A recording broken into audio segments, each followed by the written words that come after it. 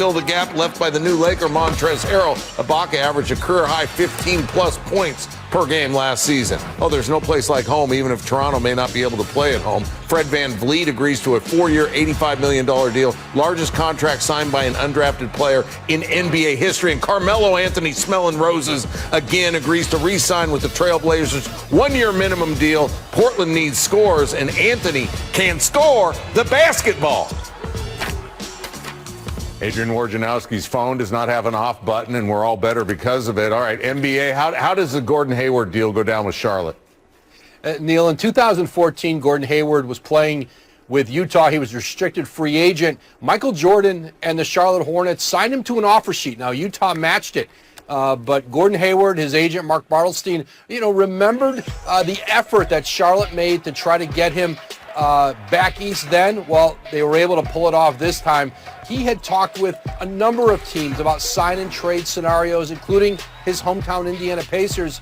But Charlotte was able to create the salary cap space, $30 million a year, to sign Hayward to, as we reported, a 4-year, $120 million deal. He wants to have the chance again to be more of a player who's going to impact his team. His role diminished as time went on with the injuries, the emergence of Jason Tatum and Jaylen Brown in that Celtic front court. All right, so when Boston knows, hey, Hayward's not coming back, where does their focus turn?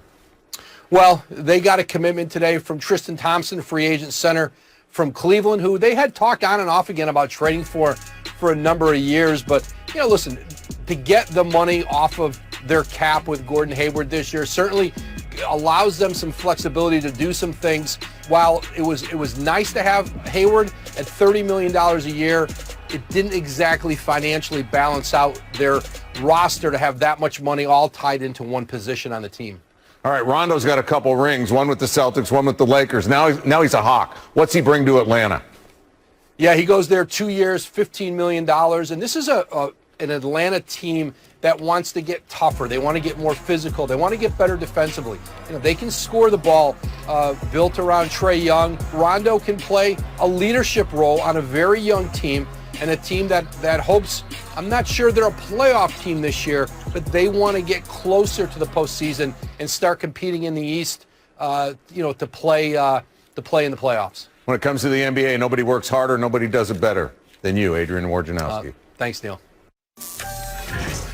But at any rate, let's go through some of the big stories on this Saturday. And the big one was after Gordon Hayward opted out of his contract, which would have paid him $34 million this upcoming season with Boston, he goes to a team that he signed an offer sheet with back in 2014, the Charlotte Hornets.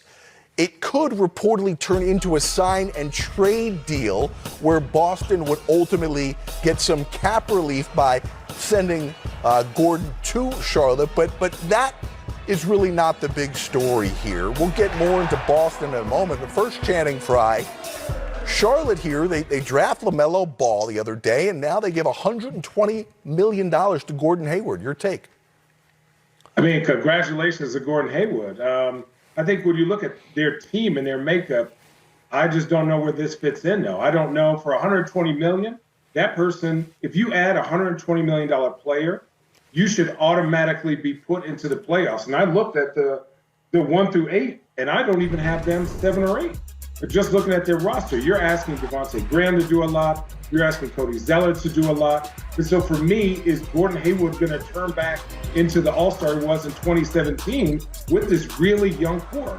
Now, if he does, then okay, maybe. But still, I think 120, everybody during this period gets paid, and he got paid, so congrats. But good luck to the Hornets. I want to see if they make the playoffs this year. All right, Rick Bonella, the Charlotte Observer, is reporting that as part of this deal, the Hornets will sign and stretch Nick Batum. But the other side of this coin here is that Boston loses out on Gordon Hayward. But, Tom, the reports tonight are that they may have finally gotten the center that they've been looking for, Channing's former teammate, Tristan Thompson, as well as a backup point guard, Jeff Teague. Now, a lot of details still need to work out, but what do you think of what Boston's been able to do here? And clearly they're going to work hard to try and make this a sign and trade with Charlotte to help them out. Well, the Horford deal gives them great cap relief, not cap relief, financial relief. They save a ton of money because they're no longer in the luxury tax. That 30+ million just goes away, and he wasn't much of a contributor, as hurt as he's been.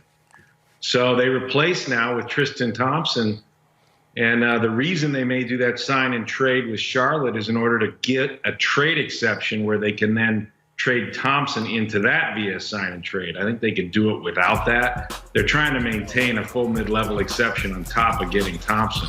So you add Teague in the backcourt, you add Thompson, who, look, we've all seen what he can do rebounding the basketball and solidifying the middle, particularly on a playoff team. And they're in go-for-it mode still.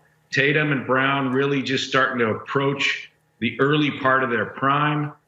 They've lost veteran year after year with Kyrie leaving and Horford and now Hayward, but they continue to be a very relevant team in the East, and Thompson's going to help them quite a bit. All right. So that's the deal from Boston's standpoint. They get out from underneath the money from Gordon Hayward, and it looks like they'll get Tristan Thompson and Jeff Teague, but those details still yet to be worked out. Another big deal that got done on Saturday is the guy that maybe half the league would have loved to have. Fred VanVleet signs the largest contract for an undrafted player in NBA history. VanVleet stays with the team. He helped win its first title, getting $85 million over 4 years. Coming up on this edition of Game Time, Doug Smith, beat reporter of the Toronto Star, joins us to discuss VanVleet staying and how much it means and what else is next for the Raptors. Meanwhile, the Atlanta Hawks continue to do work. Not only did they get Gallinari on day one of free agency, but on day two, look what they do to surround Trae Young in the backcourt. Some defensive-minded guys, some leadership. Rondo coming over from winning a championship with the Lakers, and Chris Dunn, one of the premier perimeter defenders in the league, signed to the Hawks. And there's also reports tonight that the Hawks are still actively pursuing with their cap space Bogdan Bogdanović, who last year played with the Sacramento Kings. So Channing, what's your take on what Travis Schlenk and the Atlanta Hawks have done? Personally, I like it. Personally, I love it. I think Trae Young is a special talent. They've seen enough. They know what they need to surround him with. If Rondo is healthy, he's bringing leadership, preparedness, expectations to win every night. Gallinari's been a pro. When he's healthy, he's very dangerous. He's a matchup problem. You saw what he did in OKC. Chris Dunn is a steady guard. Obviously, he's going to help them on the defensive end. And the fact that they're going for it is putting pressure on Trae Young that, hey, you're an all-star now. Now we need you to win. You stone us as one of the 20 best players in the NBA. We need you to win, and we're going to surround. And you have the other guys that they drafted last year. Depending on what happens with Collins, I like this team. Again, I have them in that bunched-up group with the Orlando Magic, the Hawks, the Wizards. In Chicago is that team vying for that 7th and 8th spot. And Tom, Travis Schlenk still has some money to play with. Yeah, this is one of those situations, looking at the year, would they have enough talent to fill up all that cap space they had? They've done a pretty nice job here.